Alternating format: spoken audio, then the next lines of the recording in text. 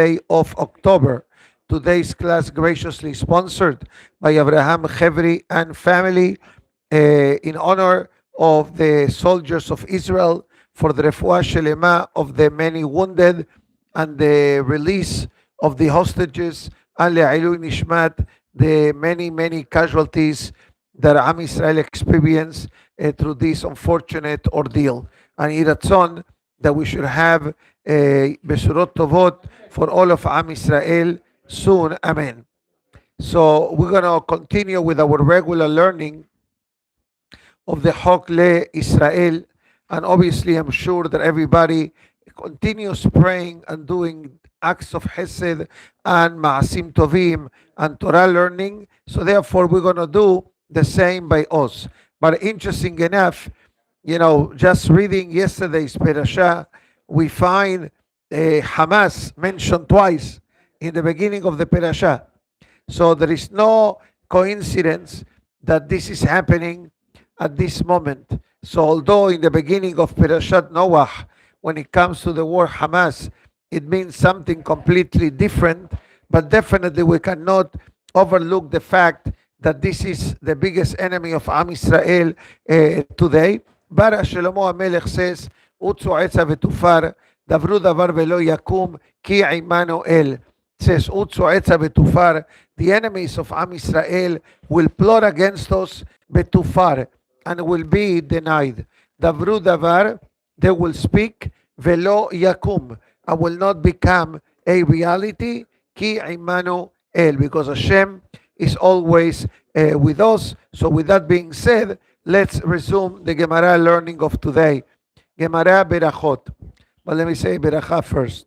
Baruch אתה אדוני אלוהינו מלך העולם שהכל נהיה בדברו.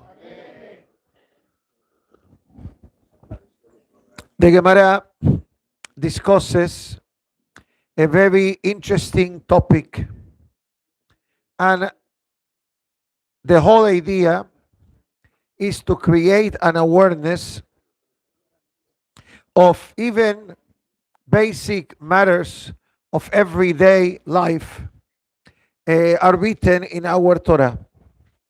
The Gemara discusses the situation of saying hello to our friends before tefillah. So we need to know from the get-go that based on the Gemara and the Halacha, you're not allowed to engage in conversation with anyone before you begin prayers. The Gemara begins and it says, Kol hanoten shalom lahavero kodem sheitpalel. A person who says hello to the friend before praying, keilu asao bama, is a cubidan altar for idolatry. Now, this is a very strong language that the Talmud gives us. Many of us, which are familiar with this Gemara, when we say hello to people, what do we say? We say in Aramaic, Safra de mare tav. If somebody talks to you in Aramaic in the morning, it's based in this Gemara. We say Safra de mare tav, which in English means good morning, and you're supposed to answer Tavhu lemare, may be good for you as well. Now, let's clarify. Obviously, the Gemara is not telling you that it's forbidden to say good morning to someone. As we discussed in the past, you leave your building, what are you supposed to do? You say good morning to the concierge, to the valet, to your wife, etc. Can you imagine you walk out of your house, you don't say good day to your wife, or you walk out of the building, you don't say hello to the valet or to the concierge? What are they going to tell you? What's wrong with this person? Or somebody even says hello to you and you don't answer back. I believe that the ideal message of the Gemara is that priority one in the day is to engage in conversation with HaKadosh Baruch Hu. Sure, you're allowed to say good morning, Boker Tov, move on. Don't start talking what happened in the game last night or what's happening in the news or did you hear a president or you hear Netanyahu. They are all wonderful people. But the Gemara says clearly, priority one of the day is engage in conversation with God. But if instead of talking to HaKadosh Baruch Hu first, I'm engaging in conversation with a human being, what am I implying? That a human being is more important than God. And I know that some people may have a difficulty in understanding this Gemara, but based on the way explanation of the Gemara, it makes a lot of sense. Shmuel Amar, and Shmuel brings different sources to reinforce this particular pasuk of the open statement of the Gemara. The Gemara goes even further to give us basically behavior before we pray. So first of all, the Gemara writes in the name of Idi bar Avin, and it says, דאמר רבי עדי בר אבין אמר רבי יצחק בר אשיין, אסור לו לעשות חפשיו קודם שיתפלל. Another rule, the halacha says, before you work, you must pray. Again, the question is, where do we put our priority? Is the priority given to work and prayer becomes secondary, or we must pray and then work? I believe that most of us, the first thing we do is what? We first pray and then engage in work. Obviously, occasionally could be an emergency situation or an emergency email, etc. But we know how the Yetzer Hara works. First, he looks for the simple email, and then suddenly it becomes a spiral, so to speak. One thing leads to another, one thing leads to another, and at the end of the day, instead of getting ready in 20 minutes, it's taking you an hour. And that's how the Yetzer Hara plays with us, and I'm a good customer of the Yetzer Hara because I deal with him every day. Anyways, the Gemara goes even further and it says, where do we learn such a concept? So there is a pasuk that says, very clear pasuk in the Gemara of today that says, pasuk from Tehillim, chapter 85. Sedek lefanav yehalech, beyasem lederech pe'amav. That means, sedek lefanav yehalech. First, prayer, and then traveling. That's why the next Gemara says, כל המתפלל ואחר כך יוצא לדרך, הקדוש ברוך הוא עושה לו חפציו.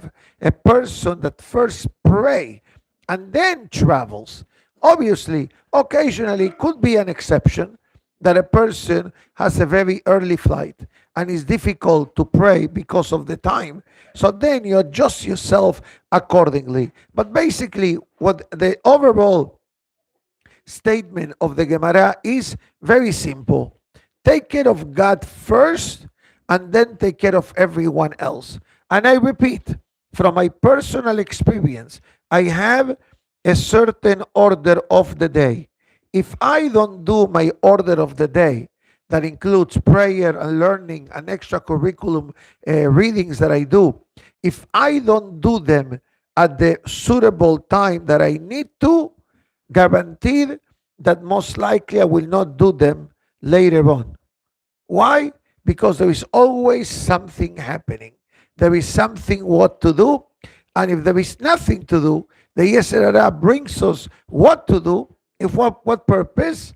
To make sure that that extra, let's call it spiritual activity, is not done. Because he understands, if we're going to do extra prayers and extra learning, what are basically we are doing?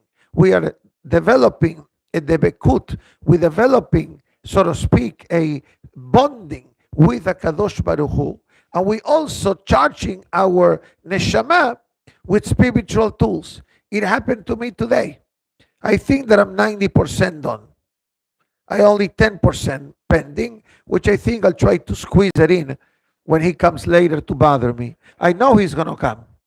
Guaranteed, because he never fails. It's the best employee, the best worker, the best student. Never calls in sick, never comes in late, always comes in early. And the Gemara bottom line says, put your priorities in place. Pray and travel. Pray and work. Pray and talk to people. And I repeat, so nobody misunderstand. Obviously, being a Ben Adam, Adame, being a mensch, somebody tells you good morning, don't ignore it. Because even on Tisha B'Av day, that is the only day that the halakha writes, we don't say hello. If somebody said to us hello, we're supposed to answer back. Why? Mipene darke shalom. To preserve the peace among the people. We go further. The Gemara writes a very interesting pasuk. The pasuk says in the book of Tehillim, Ken avarechecha bechayai. So I shall bless you in my life.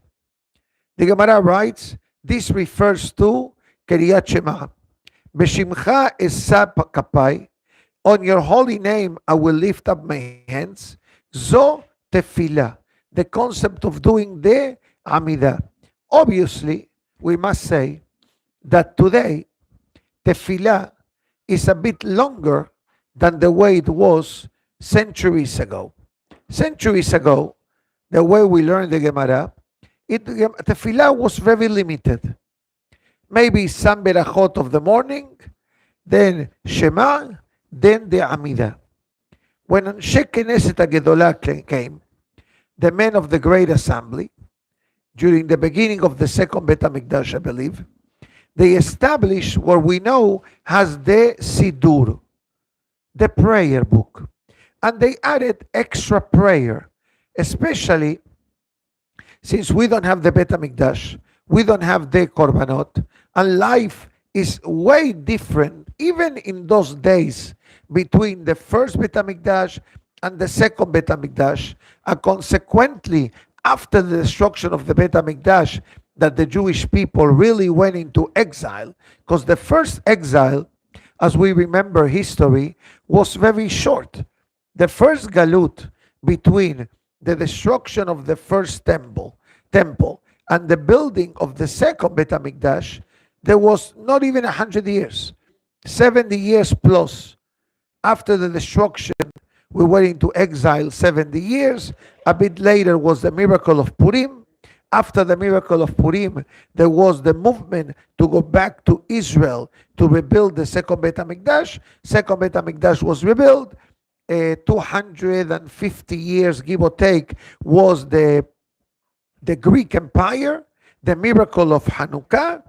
And then 150 years later, second Bet HaMikdash was destroyed, and we are in Galut till today, over 1950 some years ago. So as Hachamim saw the Galut, the exile, coming our way, and how challenging Galut became for Am Israel, so our Hachamim established certain guidelines and parameters, especially in the area of Berachot and the area of Tefillah. So bottom line from today's Gemara, don't engage in work until you finish praying. Rule number 2, avoid engaging in conversation before praying. Again, somebody says hello, answer back. You leave your building, good morning, shalom, Shavua Tov. You come into the synagogue. That's why in the Syrian tradition, when people come into the shul, you see that many people don't talk. What they do like this. Not like that, like this. Yes, like this. Why? We're saying hello. That's the hello. Right? You're not running for office, but you do. The Queen of England does that. Yeah, men do this. Hazaku Baruch. So I think that the Gemara is very, very, very clear, and it says don't travel until you pray. And as I said before, could be some exceptions to the statement based on time of tefillah, and many, Baruch Hashem, for the benefit of the community, many people that travel always ask the question, what's the earliest I can put on talit and tefillin? What's the earliest I'm able to pray? And that's beautiful because that means that whoever is asking understand. Priority one in my day is checking in with God. Imagine yourself that you work for a company.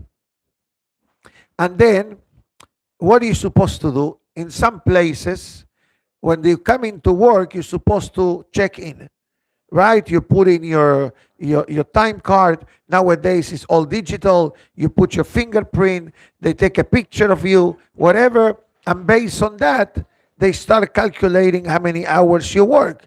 But can you imagine that you come in, you schmooze with your friends, and then an hour later, you clock in? That's the proper way, because you're not getting paid to chat. You're getting paid to work. Okay, but most clock by the card employees, the first thing they do is what? They check in. Hamavdil, the Gemara writes, first thing we need to do in life is check in with God. Engage in a conversation through the act of prayer, and then take care of the humans. Because if we prioritize humans, and I'm not talking about Hatzalah, or somebody is not feeling well, or an emergency situation. Obviously, our Torah Kedoshah, I like to say this openly, is the most flexible and understanding when it comes to emergency situations. Look what happened in Israel this past Shabbat. Some synagogues were not open on Shabbat. They allowed to make small minyanim in and out, not too many gathering of people, and those involved in security were allowed to keep a cell phone on vibrate. God forbid, if there is some type of emergency, they will be able to act. And everyone that has a weapon was given the permission to carry it. Now, many people, understand, but from the halakha perspective, why was this necessary? Because there is a halakha that talks about pikuach nefesh. Pikuach nefesh basically means when has v'shalom, God forbid, there is a danger to human life, we break down the rules. But interesting enough, in this type of situation, we don't wait for the danger moment should suddenly pop up in front of us. There is another halakha called Safek Pikuach Nefesh. Safek Pikuach Nefesh means if it's a remote possibility of danger. But I want to say the following. I'm not telling you now that everyone is going to take the law into their own hands. For this reason, we have the Hachamim that gives us the guidelines of what to do and what not to do in the face of adversity. And no one denies, by the way, no one denies that we are living in challenging moments. We review this halachot before Shabbat with some of our bitachon team to be ready. I can't say more for the sensitivity of the topic, but if God forbid, an emergency situation happen, which it did happen, by the way, not in the synagogue, outside of the synagogue, 2 blocks away from here. The police is involved already. Next to where you live.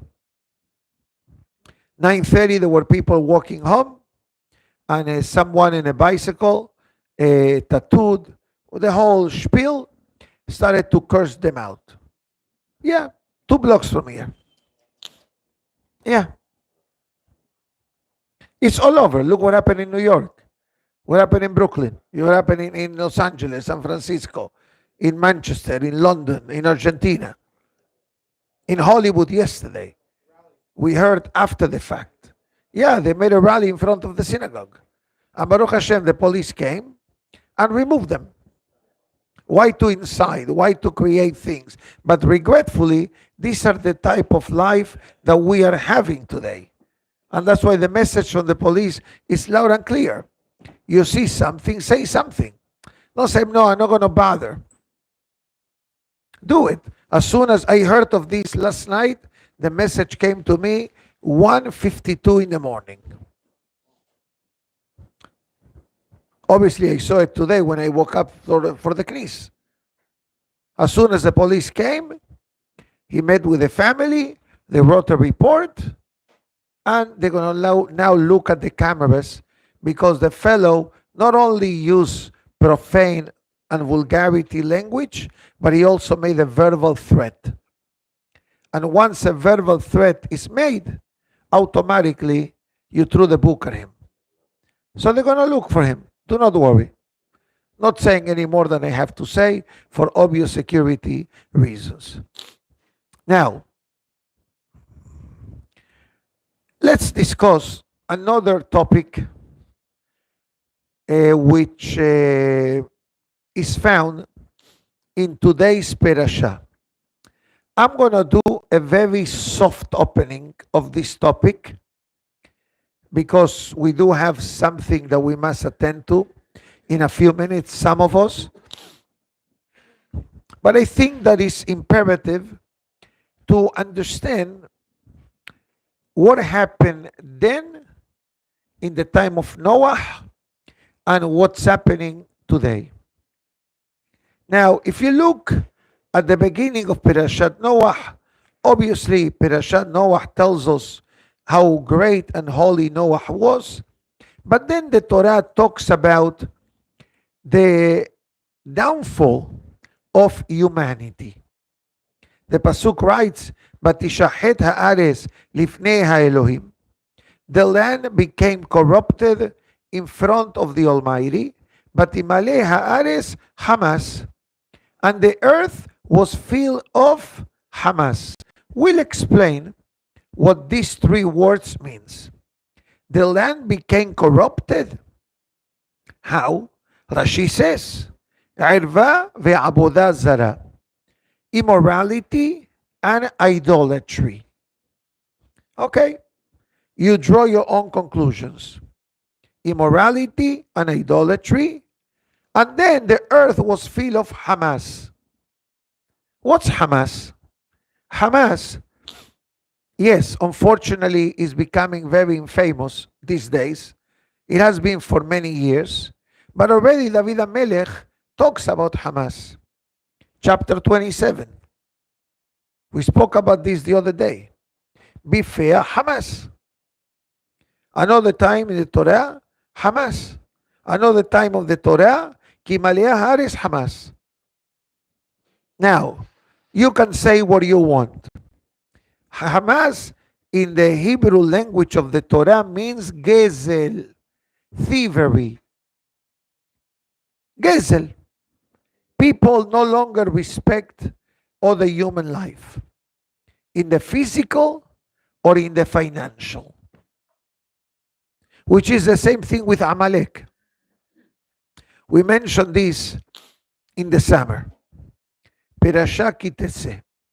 At the end of Perashah Kiteseh, the Torah talks about the requirement from the Torah of the topic of honesty in business.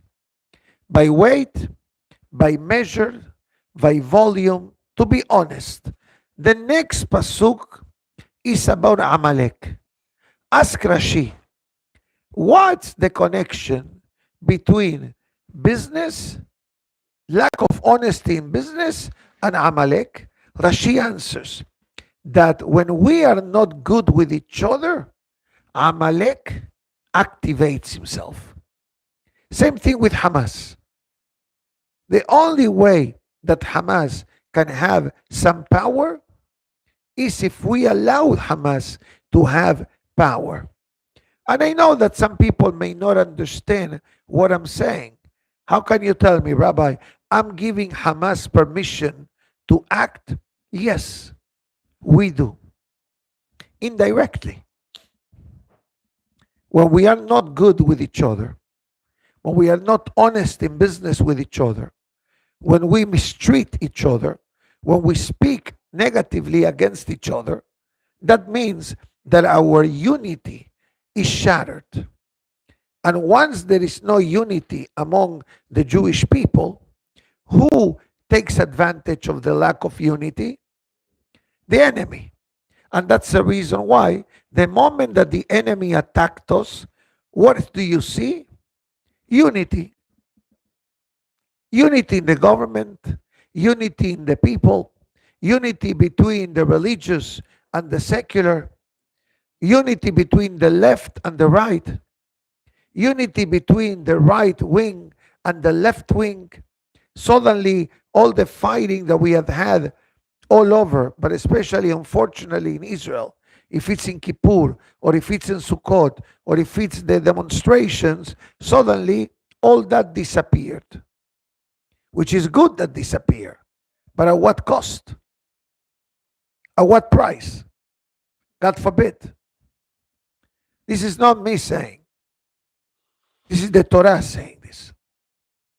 Comes the Zohar Kadosh, and it says, hold on a minute. What was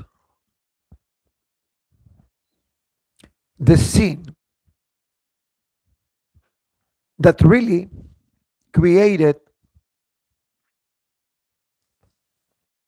the Mabul? Short answer. Look at it the way you want. Same gender relationship.